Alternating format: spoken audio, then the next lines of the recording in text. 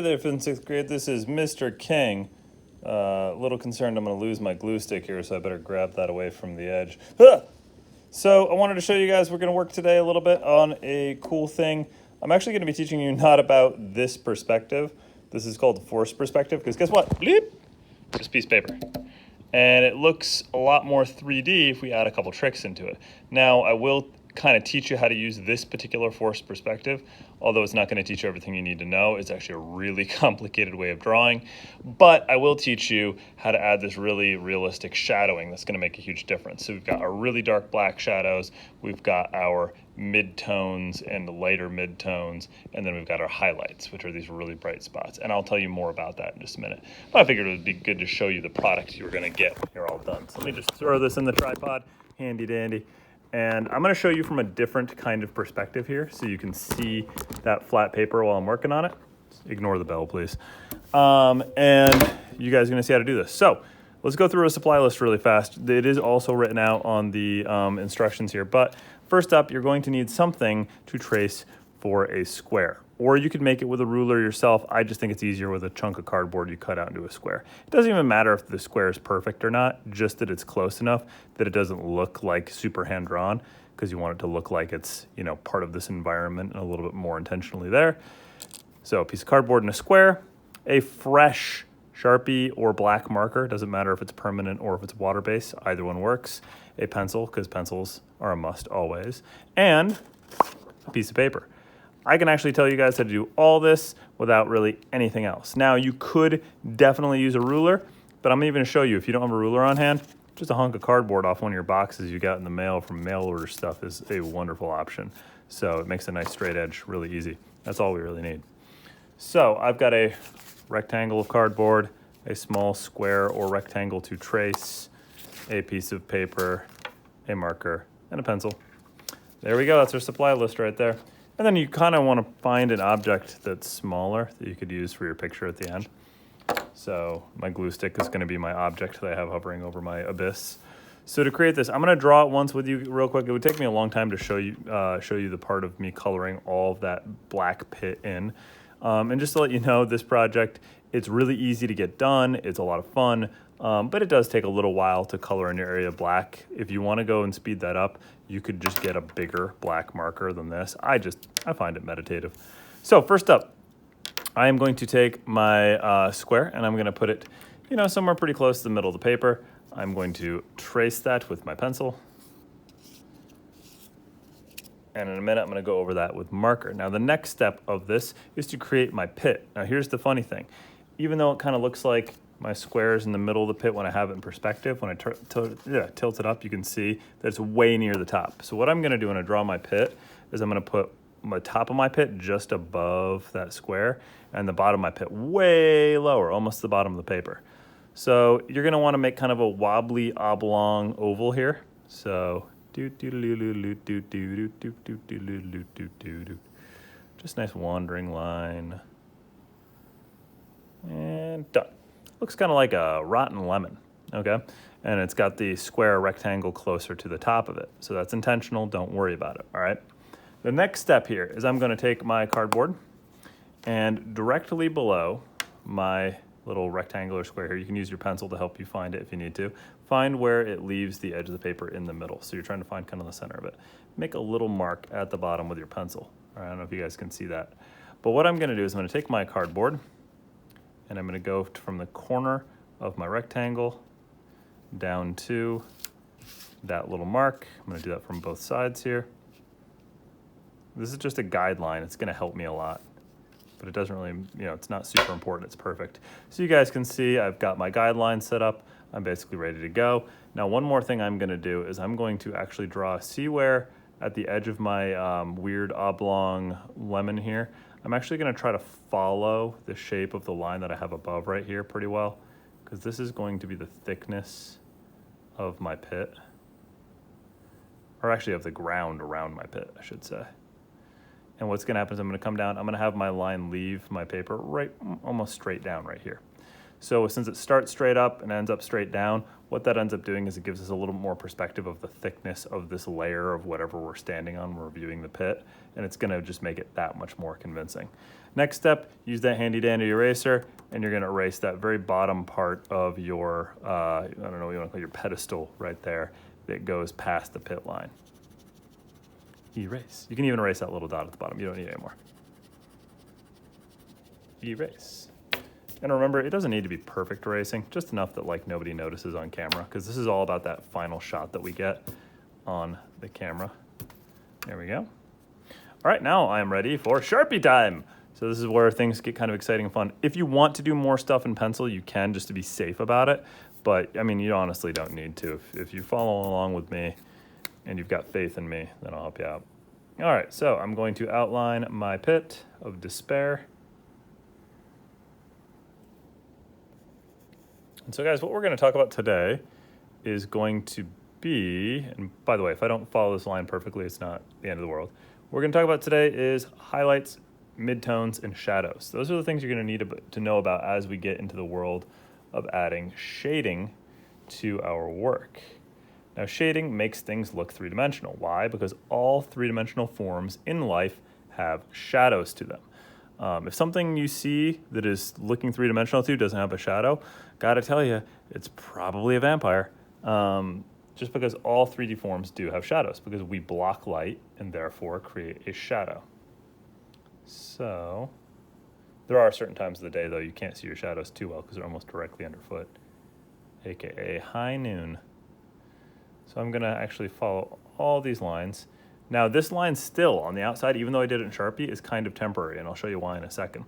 So now I've got all that I need to make my evil pit, okay? All this stuff out here is gonna end up in black in a little bit, and I'll show you. I'll probably put that in a time lapse so you don't have to sit here watching me color forever.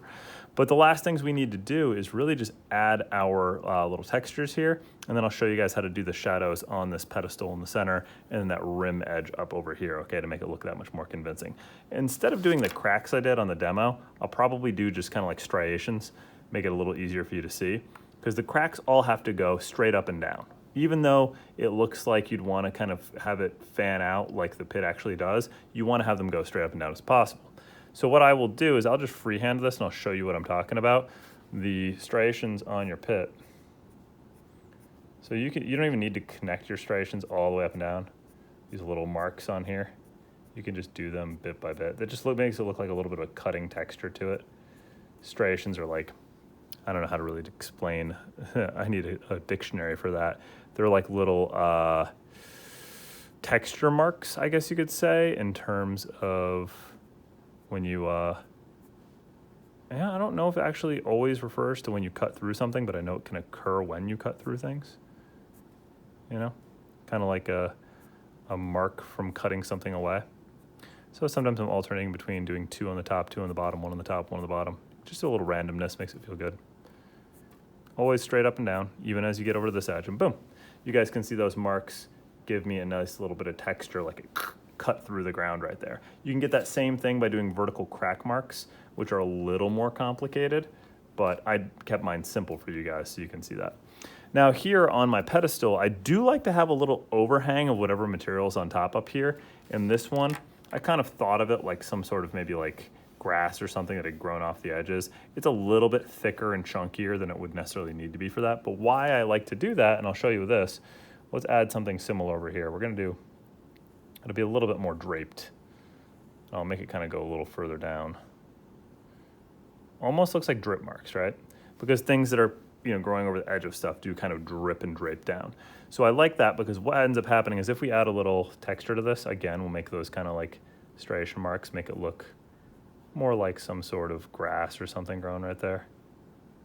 It's gone over the edges, like bits of vines hanging down or bits of whatever it is. We could add a lot more detail to them if we wanted to. But if I add the striation marks to it, check this out. What I'm actually gonna do is I'm gonna do one more line over to the right of all of these marks here. So I'm gonna go boop over to the right, bring that one up, to the right, bring this one up. And then I'm gonna color those all in black. And what those are gonna be are actually the shadows of those things hanging down on my little pedestal here. And that'll just help again, with trying to make that three-dimensional appearance. Okay, cool. So I got the shadows of all the stuff kind of draped over the edge right there, make them look kind of cool. The other thing you can do that really makes it look nice is you can create textures that actually pinch in the same way you've got these lines pinching in down towards that invisible point that was down here at the bottom of the paper. So what I can actually do is make some vertical marks. I like doing this because it makes it look like the ground underneath this is like whittled away, and it makes it look a little more precarious. So you guys can see right there. And right here, I'm gonna kind of whittle it in, and I'm gonna make some vertical marks, kind of like this is made out of like soil that's been ripped away, or maybe wood that's like really worn out. And it just makes it feel a little more precarious. I told you those lines on the outside would be temporary, because what I'm gonna do is all those spots that I wanna get rid of, well, guess what? I'm gonna color this in.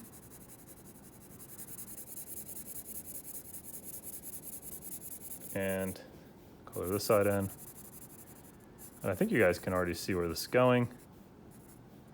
I already have a pretty darn good pit. So I'm really close to being done. I'll show you at the very end in a minute. I'll hopefully start the video back up at the end to show you how this looks.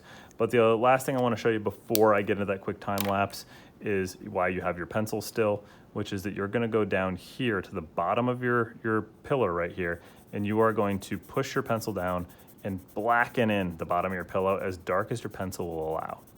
And then you're going to slowly let go of the pressure and keep up, and you're trying to make the next darkest tone as you go up and have it basically fade lighter and lighter and lighter until you're up right underneath those grass marks right there. And you're gonna make it pretty light underneath there, just a very light gray. And then on your grass that's hanging down over the edge or whatever this is, you're gonna go as lightly as you possibly can.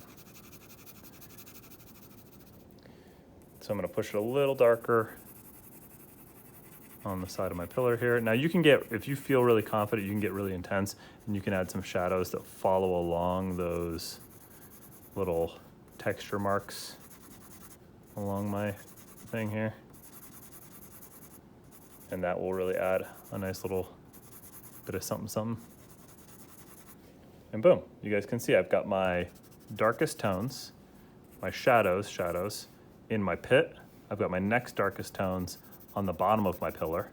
I've got my medium tones in the middle here, my lightest tones as I get close to the top. I'm also gonna have a very light gray all the way across that cross-section rim of my pit.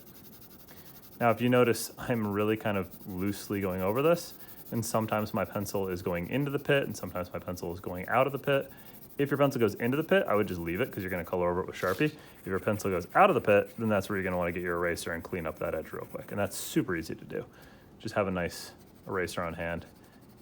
Anything that's nice and soft is gonna do a better job. You can tell an eraser is bad on a pencil before you even use it if it's like rock hard. Don't use those erasers. That's an old pencil that the eraser dried way, way out. Your eraser is supposed to actually stay relatively moist, even though I hate that word, moist. Anyway, that is essentially it. And then I'm gonna darken in the rest of my pit, and you're gonna see this is gonna look pretty fantastic. The one thing I will say is that while you're doing this, there are a couple things that you can do to kind of prevent yourself from making major mistakes. One is that you just very careful about how hard you press your pencil. It's a lot easier to add a little bit more pressure and a little more darkness if you need to. And also that when you're using your marker, you really color this in all the way. You can see all the way, not leaving anything partially done. Any of those little white speckles will really ruin the illusion. Okay, I'll see you guys on the other side of this. And you know what? I'm actually gonna have to do, I think, a follow-up video I'll attach to this as well that have the time lapse. I just don't have time to include it in this one, all right? So that's basically it. Remember, highlights, midtones, shadows, highlights, midtones, shadows, highlights, midtones, shadows. That's what I really wanted to teach you about today. It's just a simple technical. So, and I'll show you what it looks like awesome after the time lapse video. Bye.